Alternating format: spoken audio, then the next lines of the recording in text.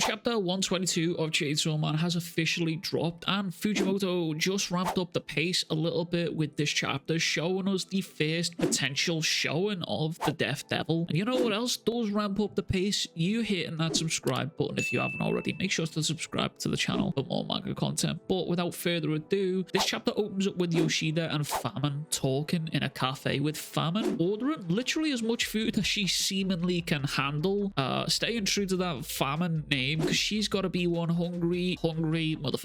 But Yoshida and Famine talk about the prophecy that has been circling around here called the Nostradamus prophecy, and Yoshida talks about how in the 7th month of 1999 a great king of terror will descend, and he goes on to mention how it's gaining attention for its prediction of the end of humanity. And I said this in a previous video, but Fujimoto writing a story where he literally ends humanity doesn't seem that far-fetched to me at all, and I say this based off of what we've seen from the series already. Fujimoto has written the literal destruction of millions of lives, and I could definitely see a future where Fujimoto leans heavily into that and writes out a cataclysmic event that ends humanity, potentially maybe even bringing us into an apocalypse story, or maybe like a time traveling story where they gotta go back and redo something. But again, we don't know where Fujimoto is going. You can never really predict the man. He is crazy. But Yoshida goes on to say how the public safety department had an experiment with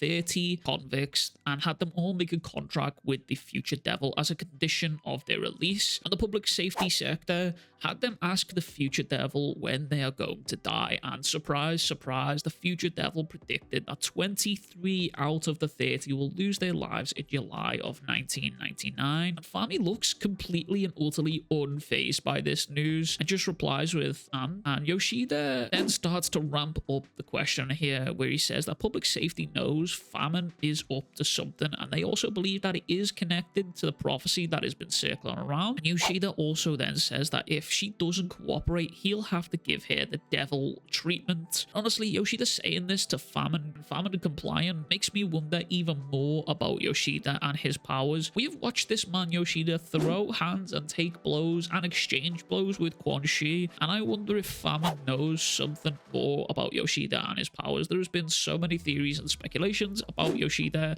and his powers, but the mystery of him, it just continues to grow with each chapter. But I will say this chapter does seemingly debunk the theory of Yoshida being the Death Devil, or at least the implications are there at the very least when you read between the lines, because there's been theories flying around about Yoshida being the Death Devil for literally since he's been brought into the series, and he mentioned about Denji eating the Death Devil. So there has been plenty of theories about Yoshida being the Death Devil. However, this chapter does make me think that he actually isn't, and I'll get into that in a little bit, but the revelation at the end of the chapter makes me feel like Yoshida is something else, but there is definitely implications there for sure. But Famine goes on to say how the other 7 died this week, and Yoshida just smiles at her, and Famine continues on. The 40 seconds ago, a devil appeared in the East District Tamo apartments, and it's the first of the devils who will shepherd the world into ultimate terror. She is a devil with the name of a primal fear, and we don't get to see the name of this devil, but it is a very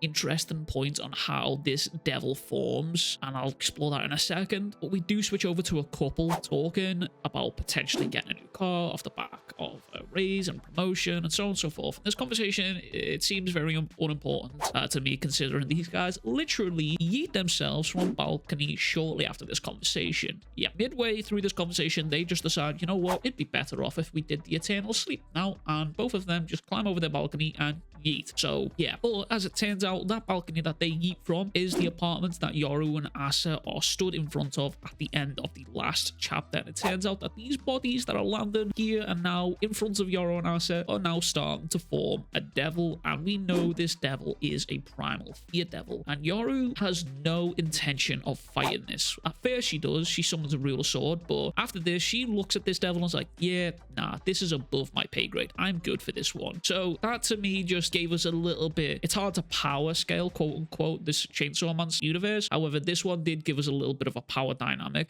We know that Yoru is a horseman devil, so we now can probably put primal devils above the horsemen, and I don't know if that distinction was ever made before. Maybe I'm just being blind and an idiot. We do only have one real interaction dealing with a primal fear devil, and they seem as if they really just cannot be reasoned with. And if I had to guess, I would say that this was the death devil, and my basis for that is the situation that led this devil to appear was a lot of death. A lot of these people were just eating themselves and unaliving, and yeah, the death devil sort of formed out of these people. And I did have a few people in my comments on my previous video mention that this could be the unalive devil. I can't say the S word because YouTube. However, I'd be inclined to disagree with this theory because we know that this devil is now a primal fear devil, and I probably wouldn't put unaliving yourself in a primal fear category in the same way that death is. You know what I mean? Like, death comes for all, but if you're planning on unaliving yourself, you're sort of prepared for that, so it's not really a primal fear, whereas unexpected death is definitely a primal fear. That also ties into the point of Yoshida. If this,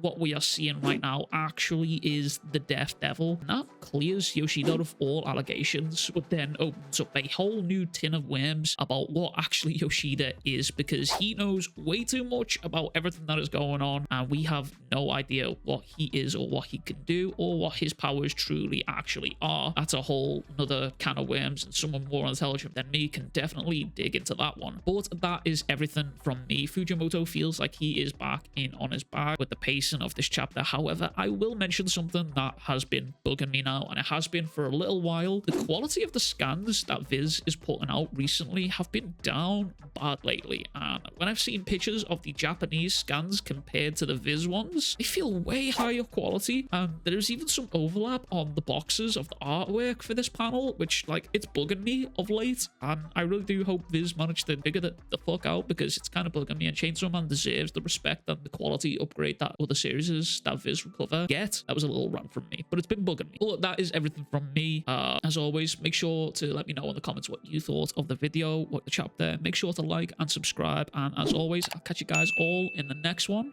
Much love, big kisses, bye-bye.